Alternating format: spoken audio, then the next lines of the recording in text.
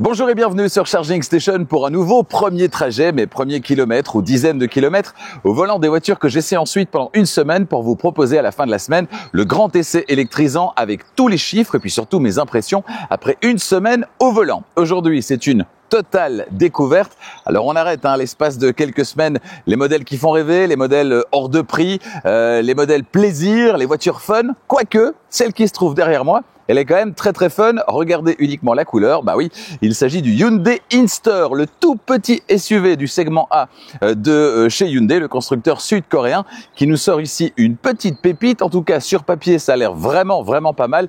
Voiture très accessible, aux alentours des 25 000 euros. Je vous mettrai tous les détails tarifaires dans le grand essai, évidemment. Il y a énormément de place, nous dit-on, à l'intérieur, avec mon 1m90 m. Croyez bien que je vais vérifier tout ça. Alors là, on fait un petit tour à l'extérieur, le coffre, les places arrière évidemment, le tableau de bord, on le découvre ensemble, et puis quelques dizaines de kilomètres. C'est mon premier trajet jusqu'à ma première destination à son volant. Allez, c'est parti! Bon, la première chose évidemment, ça va être le look. Alors, c'est un look affirmé, on va dire. Autrement dit, on aime ou on déteste. Dites-moi ce que vous en pensez. Moi, je le trouve plutôt rigolo, ce Hyundai Inster. Il a le mérite d'être très frais. On a évidemment une signature lumineuse feu de jour qui est dissociée des phares. C'est la tendance actuellement. On retrouve ça sur pas mal de voitures. On le voit à l'avant ici. On a la trappe avec les connecteurs de recharge. Une caméra ici à l'avant également. Et puis si on va sur le côté, ça fait très SUV, bien sûr. Alors ces passages de roues avec ce petit décroché ici, c'est pas mal. On a des poignées relativement classiques, vous le voyez, avec le petit bouton ici pour fermer. On a donc un accès et démarrage sans clé sur cette voiture, et ça c'est vraiment sympa. Et puis ici à l'arrière, vous le voyez, la poignée de porte, elle est sur ce montant, donc il n'y a pas de poignée ici. Et donc quand on s'éloigne un petit peu, on a l'impression d'être en présence d'une version 3 portes. Alors si on va à l'arrière, on retrouve signature de chez Hyundai, bien sûr, sur la Ioniq 5, sur la Ioniq 6, entre autres, ces pixels LED qui sont très sympas, qui font très modernes. Ici, on est plutôt sur un environnement rond, qui rappelle d'ailleurs les phares à l'avant. Qu'est-ce que vous en pensez de ce Hyundai Inster? Est-ce que comme ça, c'est plutôt le coup de cœur, ou est-ce qu'au contraire, c'est pas trop votre truc? Dites-le moi dans les commentaires. J'imagine que l'ouverture, ça se passe par ici. Ouais, ouverture manuelle, évidemment. Alors, on est sur une 4 places. En Belgique, c'est la seule version qui est proposée. En France, je pense qu'on a le choix avec 4 ou 5 places. Allez vraiment faire un tour sur le configurateur qui correspond à votre pays, histoire de voir ce qui est proposé chez vous. On a la possibilité individuellement de faire coulisser les 2 places arrière. Et ça, c'est vraiment sympa. Ça veut dire que puisqu'on va faire coulisser les assises, il a fallu trouver cette petite astuce ici pour pouvoir continuer à assurer la fonction cache-bagage tout en ayant une assise et donc un dossier qui vont coulisser, je pense, sur 16 cm. Alors ici, c'est la partie fixe, toute petite. Je pense que dans certains cas, vous ferez mieux éventuellement de retirer tout ça, tout simplement, pour avoir une meilleure hauteur, parce que ici, on n'a pas vraiment un bel espace, alors que en dessous, je pense, il est possible d'avoir encore pas mal d'espace disponible. Regardez ça, c'est assez sympa. Et donc, je pense que dans certaines circonstances au quotidien, vous feriez mieux de retirer complètement la partie ici pour avoir une belle hauteur de chargement, pour mettre des valises cabine. Je testerai ça d'ailleurs dans le grand essai. On passe à l'arrière. Allez, on passe à l'arrière. J'ai hâte de voir. J'ai réglé le siège avant pour mon 1m90. J'ai hâte de voir à l'arrière si ça passe. Alors, la poignée d'ouverture ici. Attention, 1m90 devant et 1m90 derrière. Est-ce que ça passe dans cette petite voiture du segment A? Verdict. C'est incroyable! C'est incroyable! Regardez l'espace disponible dans cette voiture. Le siège avant est donc réglé pour mon 1m90. Et regardez l'espace que j'ai ici à l'arrière. C'est incroyable. C'est vraiment incroyable. Un plancher qui est parfaitement plat. En hauteur également, regardez, j'ai plusieurs centimètres au-dessus de la tête, je suis vraiment super bien installé. Là, je suis bluffé, quoi. Vraiment, je suis bluffé. Petit détail par contre, ici, vous voyez, on n'a pas de poche aumônière. Alors ça, c'est un petit peu dommage. À droite, par contre, on a un système de fixation. Je pense qu'on peut fixer des accessoires ici. J'y reviendrai dans le grand essai. Je pense qu'on peut fixer une tablette, par exemple. Et puis alors, si vous voulez avoir accès à la prise USB-C arrière, wow, c'est là-bas en dessous. Bon, c'est pas le plus simple. J'aurais préféré, là, par exemple, ça aurait été pas mal. Ou alors mieux encore, ici sur les côtés des dossiers et les sièges avant. Là, ça aurait été vraiment pas mal. Allez, on passe à l'avant. Je vous fais découvrir le tableau de bord rapidement et puis surtout, on prend la route. Moi, j'ai envie de rouler avec cette voiture. Alors, est-ce que tout est rose pour autant? Non, j'ai déjà repéré un gros bémol pour moi qui mesure 1,90 m. Évidemment, j'ai de la place au niveau des jambes, mais par contre, regardez, j'ai ici l'épaule collée au montant latéral, exactement comme dans une Dacia Spring, donc en largeur, c'est vraiment difficile. Si j'étais plus petit avec le siège avancé, forcément je serais ici, et là j'aurais davantage de place au niveau de la portière, mais là je suis vraiment au niveau du montant central, donc est-ce que je vais m'y habituer cette semaine? C'est pas sûr, on verra. En tout cas, dans la Dacia Spring, c'est vraiment quelque chose que j'ai retenu comme étant quelque chose de très négatif. J'espère que dans cette voiture, que cette voiture saura me faire oublier ce petit détail qui n'en sera peut-être pas un. Concernant le tableau de bord à présent, alors on retrouve un intérieur très Hyundai, on n'est pas dépaysé, on a un système, je crois que c'est 10,25 pouces pour les deux écrans, système qui n'est pas celui de toute dernière génération, qui n'est pas le plus rapide et le plus réactif, mais dans lequel on a quand même un planificateur d'itinéraire qui est performant. Le volant qui est un beau volant, c'est un chouette volant, franchement. On a des palettes derrière le volant, on va les utiliser sur la route, les gros commodos, et puis surtout cet intérieur qui est très très frais dans cette finition. Moi j'ai un petit coup de cœur, et je ne suis pas le seul, je le sais, pour la sellerie ici qui est vraiment très très belle. Et puis alors particularité, regardez, ici on a les porte-gobelets, qui sont solidaires du siège conducteur, donc ça veut dire que si j'avance ou je recule, j'aurai en permanence l'accoudoir au bon endroit puisqu'il recule avec le siège, tout comme les porte-gobelets. Ça, c'est assez rigolo. Voilà, dites-moi ce que vous en pensez de l'intérieur de ce Hyundai Inster. Je vais installer les petites caméras et on part dans un instant direction ma première destination pour ce premier trajet. Voilà, me voici installé dans ce sympathique Hyundai Inster. Les réglages sont effectués, rétroviseur extérieur, intérieur. J'ai branché mon téléphone via le câble USB-A. C'est filaire, uniquement pour Android Auto et Apple CarPlay, c'est peut-être un petit peu dommage. Alors 74 km pour mon premier trajet, tout ça s'affiche bien en grand sur l'écran, c'est assez sympa. Et si je veux appeler la radio par exemple, je peux le faire ici très facilement. J'ai réinitialisé les données. Alors la voiture elle a 780 km à peu près et je regardais tout à l'heure la consommation qui n'avait pas été remise à zéro depuis le début. On était aux alentours de 17. Alors ça ne veut strictement rien dire, 17 kWh au 100. Ça ne veut rien dire parce que je ne sais pas comment la voiture a été utilisée. Cette semaine, on va quasiment doubler le kilométrage de la voiture. Je vais faire aux alentours de 600 km. Et là, je pourrais vous dire sur une semaine, dans mes trajets du quotidien, avec de l'autoroute, avec de la nationale, de la ville, etc. Je pourrais vous dire exactement quelle sera la consommation moyenne. Là, je vois passer le MG Cyberster, puisque c'est au même endroit. Je vois passer le MG Cyberster que je viens de laisser au profit de ce Hyundai Inster. J'espère qu'il me procurera autant de plaisir que le Cyberster m'en a procuré, parce que c'était vraiment une semaine très sympa. D, on y est. Il n'y a pas de mode B. Mais par contre, le volant est vraiment très très chouette. Par contre, on a des palettes derrière le volant et ça, on va les tester également durant ce premier trajet. Là, c'est vraiment les tout premiers tours de roue avec ce Hyundai Inster. Très silencieux jusqu'à présent. La forme de la voiture est assez spéciale. On est dans un petit cube comme ça. Un peu comme la Dacia Spring, mais peut-être encore un petit peu plus cubique. Vous voyez, c'est cette sensation d'être... Il y a chez Suzuki un véhicule comme ça. Comment s'appelle-t-il ? Suzuki Ignis, c'est pas ça? Voilà, on est dans ce type de véhicule-là. Au niveau des suspensions, ça m'a l'air jusqu'à présent pas mal. Là, je suis surpris du confort. Là, un dedans encore. C'est vraiment bien. Alors par contre, ça commence à biper dans tous les sens. Là, c'est pour me dire que je suis dans une zone 30 et je suis à 32. Pardon, je suis désolé. Alors, les alertes en tout genre. Je crois qu'il y a un raccourci sur le volant pour les couper. Je crois que c'est la touche... plus moins, donc le réglage du volume, si je maintiens appuyé. Oui, alerte sonore de limitation de vitesse désactivée. Top.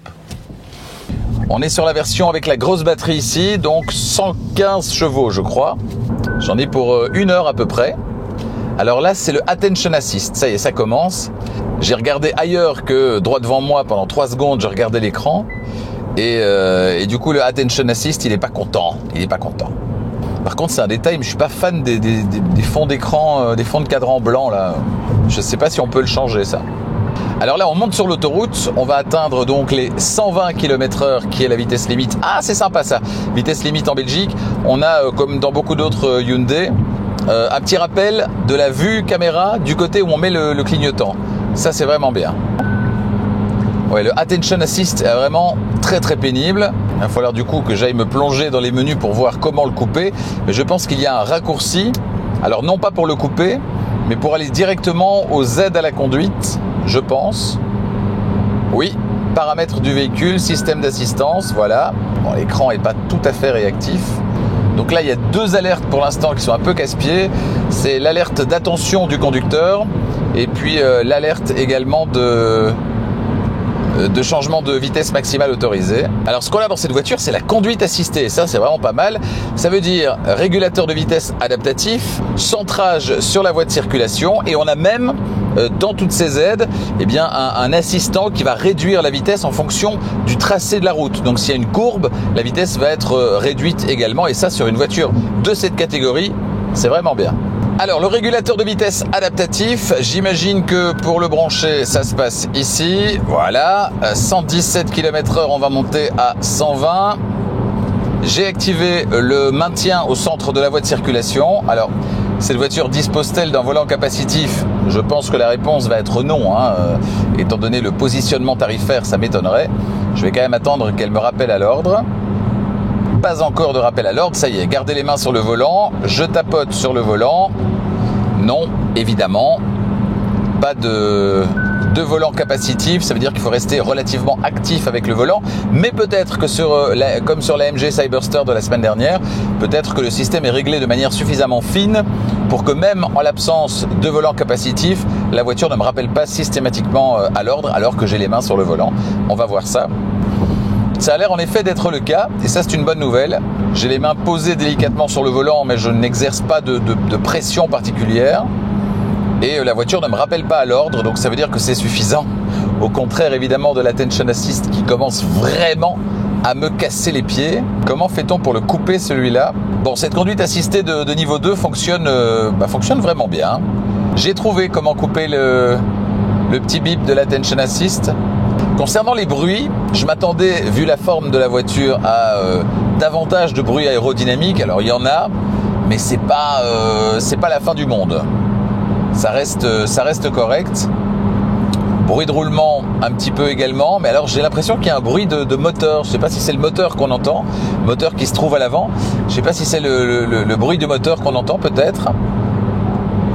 Mais pour le coup, j'ai vraiment l'impression d'entendre un bruit de moteur. Bon, en termes d'équipement, c'est vraiment pas mal. Et en termes, je dirais, d'ambiance générale, c'est vraiment bien. Certainement avec cette couleur et certainement ce garnissage de siège. Je sais que les autres couleurs intérieures sont nettement plus sobres, pour ne pas dire tristes. Alors ici, bon, c'est fort jaune quand même, mais ça a le mérite d'être frais. Je sais pas ce que ça doit donner à l'écran, mais à vivre, je trouve ça assez lumineux, assez sympa. Petit point consommation, après 26 km essentiellement autoroutier, c'est pas délirant. On est à 17,9. Là aussi, je m'attendais à plus sur l'autoroute. Voilà, 17,7 après un petit ralentissement. Après 27 km de route. Franchement, c'est bien. Alors là, ce que j'ai, c'est que j'ai le genou ici qui vient taper sur la console centrale, qui n'est absolument pas rembourré. Ça, c'est un peu dommage. Alors, concernant la récupération d'énergie, je constate que là, elle ne récupère pas grand-chose, voire rien du tout, si un petit peu quand même. Qu'est-ce que j'ai comme niveau? 4 niveaux, plus la conduite à une pédale. Tout ça via les palettes derrière le volant. Ça, c'est assez sympa. Les reprises, elles sont correctes. C'est pas foudroyant. Elles sont correctes, compte tenu de l'usage de ce véhicule, pas de problème. Ah ouais, donc là, en high pédale, le ralentissement il est très prononcé. Ça c'est vraiment bien. Je lève le pied et là la voiture plonge vraiment, donc ralentissement très prononcé. Ça veut dire que dans 99,9% des cas, on pourra se passer de la pédale de frein et ça c'est vraiment bien. On soulage simplement l'accélérateur, la voiture freine et ça peut normalement aller jusqu'à l'arrêt complet. On n'a pas un maintien latéral qui est foufou. En même temps, cette voiture n'est pas destinée à faire de la course de côte. Mais sans doute que sur plus long trajet ou sur un parcours plus sinueux, ça aurait été pas mal d'avoir un petit peu plus de maintien latéral. La semaine prochaine, à l'essai, je vous en parle déjà, ce sera la Ford Capri, format un petit peu plus imposant. J'essaierai également dans les prochaines semaines le Tesla Model Y revisité. Ce sera, je pense, une version grande autonomie. Et puis, dans les prochaines semaines, j'aurai également l'Alfa Romeo Junior, version électrique évidemment, à vous proposer à l'essai. Une voiture qui cartonne en ce moment. On essaiera de comprendre pourquoi. Si vous avez des questions par rapport à ce Hyundai Inster, si vous voulez que j'essaye des trucs pour vous, n'hésitez surtout pas. Entre le moment où je vais poster ce premier trajet et le grand essai il y a quelques jours. Et donc si vous avez des questions à poser, posez-les dans les commentaires et dans la mesure du possible, j'essaierai d'intégrer ce test ou de répondre à votre question en checkant ce qui doit l'être avant le grand essai évidemment. Alors ici il y a une station, une aire de recharge. Je ne vais pas m'arrêter pour recharger évidemment, mais je vais juste m'arrêter pour checker le One Pedal Drive, la conduite à une pédale. Je sors de l'autoroute, je lève le pied et... bah oui, conduite à une pédale super bien calibrée en plus. Donc ça c'est vraiment un très très bon point. Vous me direz pour une citadine c'est la moindre des choses, mais c'est à peu près la seule citadine qui propose quelque chose d'aussi bien calibré et qui permet d'aller jusqu'à l'arrêt complet. Ça c'est vraiment très bien. Il y a quand même une différence de confort entre la coudoir centrale qui est bien rembourrée et la coudoir ici sur la portière qui ne l'est pas du tout. Ouais, c'est du plastique dur. Ça c'est un peu dommage. Vous voyez, sur plus long trajet, ça fait une petite heure que je suis aux commandes de la voiture et voilà, je commence à ressentir un petit peu de fatigue au niveau du coude, une petite douleur au niveau du coude à cause de ce manque de rembourrage sur cette partie arrière de la coudoir de la portière. C'est un peu dommage. Je suis en train de regarder au niveau de la consommation. Je vais arriver à 60 km parcourus et j'ai consommé à peu près 20% de la batterie. Donc 60 km pour 20%, ça nous ferait pour du 100% 300 km. Donc c'est assez cohérent avec ce que je voyais tout à l'heure en termes de consommation. Attention, on est en pleine journée, dans l'après-midi, il fait 16 degrés. Il est 16h43. Bon, cette semaine, je vais faire des trajets aussi tôt le matin, très tôt le matin. Je pars à 5h20 de chez moi, où là, les températures sont nettement plus basses. Et donc forcément, ça aura un impact négatif sur la consommation. Et donc au terme de la semaine, on n'aura sans doute pas une consommation aussi idyllique qu'aujourd'hui, que là maintenant, avec 15,5 pour l'instant la moyenne sur les 60 premiers kilomètres. Voilà, ce sera sans doute pas aussi bien au terme de la semaine, mais dans quelle proportion? Pour le savoir, évidemment, il faudra regarder le grand essai de ce Hyundai Inster. Alors j'ai aussi un niveau de récupération intelligente. Si je tire la palette de droite vers moi, en fonction des conditions de circulation, la voiture va s'adapter et plus ou moins récupérer l'énergie et donc plus ou moins ralentir quand je lève le pied de l'accélérateur. Et alors une chose qui est très sympa également, c'est que vous pouvez dans cette voiture, et ça je pense que Hyundai le propose sur différents modèles, mais c'est pas toutes les marques qui proposent ça, bien loin de là, vous pouvez ne pas activer le régulateur de vitesse adaptatif, autrement dit gérer vous-même l'accélérateur, et pourtant garder le centrage sur la voie de circulation activé. Et donc la voiture va en permanence vous aider à rester au milieu de la voie de circulation. Vous n'allez pas, si vous êtes un petit peu distrait, faire des zigzags, etc. Non, la voiture vous maintient au centre de la voie de circulation. Vous devez évidemment continuellement avoir les mains sur le volant, mais vous sentez que la voiture garde la main et qu'elle vous maintient correctement au centre de la voie. Et ça, c'est vraiment très agréable, c'est très reposant, notamment sur National ici, où vous n'avez pas forcément envie d'activer le régulateur de vitesse, mais où vous aimez que la voiture se maintienne au centre de la voie de circulation. Et bien là, c'est exactement ce qu'elle est en train de faire. Plus que quelques minutes à bord de cette voiture pour ce premier trajet. Merci de l'avoir suivi, j'espère qu'il vous a plu. Si c'est le cas, n'hésitez pas à mettre un petit pouce, partagez la vidéo également sur vos réseaux, ça fait plaisir, ça aide à faire grandir la chaîne. Et puis si vous n'êtes pas encore abonné à Charging Station, eh bien faites-le maintenant. Et n'oubliez pas d'activer la petite clochette des notifications, c'est important. Comme ça, vous êtes prévenus, vous recevez une petite notification à chaque fois qu'une nouvelle vidéo électrisante est disponible sur Charging Station. Il n'y en a pas tant que ça, donc vous ne recevrez pas des notifications en permanence, il y en a une ou deux par semaine. prochaine et ça vous permettra notamment de suivre la prochaine et d'être averti dès qu'elle est disponible. La prochaine, ce sera bien sûr le grand essai de cette voiture. Donc n'hésitez pas à vous abonner. Premier bilan après quelques dizaines de kilomètres au volant de cette voiture. Les points positifs, je dirais que l'ambiance à bord, elle est vraiment très bien. Voilà, certainement avec cette configuration qui est rafraîchissante au niveau des couleurs. L'ambiance à bord, elle est vraiment très sympa. On est dans une vraie voiture. C'est pas une voiture au rabais. On a un bon volant. On a un bon système d'infodivertissement, même si c'est pas la dernière génération. On a des vraies commandes pour la climatisation, pour pas mal de fonctions. D'ailleurs, il y a pas mal de boutons dans cette voiture. On n'a pas cédé à la facilité du tout à l'écran, facilité pour le constructeur, mais moins pour l'utilisateur. Des petits raccourcis pour couper les bips, c'est pratique. Les accélérations sont largement suffisantes en termes de puissance. Rien à dire de ce côté-là également. Il y a des connectiques, il y a tout ce qu'il faut. Le bémol, pour moi, pour mon mètre 90, vous l'aurez compris, c'est là. C'est la relative étroitesse de l'habitacle qui va faire que forcément pour les grands gabarits, si vous êtes un peu plus large, un peu plus corpulent, vous allez toucher et c'est un petit peu gênant. Alors ça n'empêche pas de conduire. Et c'est vrai que j'aurais préféré avoir un petit peu plus de place si j'avais été ici. Là je me sens mieux. Ici, je cogne. Et c'est pas très chouette. Gros point positif également, la conduite à une pédale super bien calibrée dans cette voiture. Voilà, si vous avez des suggestions, des commentaires, n'hésitez pas, des questions par rapport à cette voiture, n'hésitez pas dans les commentaires liés à cette vidéo, donc juste en dessous. Et puis si vous avez des questions également, n'hésitez pas, là aussi j'y répondrai avec grand plaisir dans la mesure du possible. Merci d'avoir suivi ce premier trajet, merci d'être fidèle à Charging Station évidemment, et à bientôt.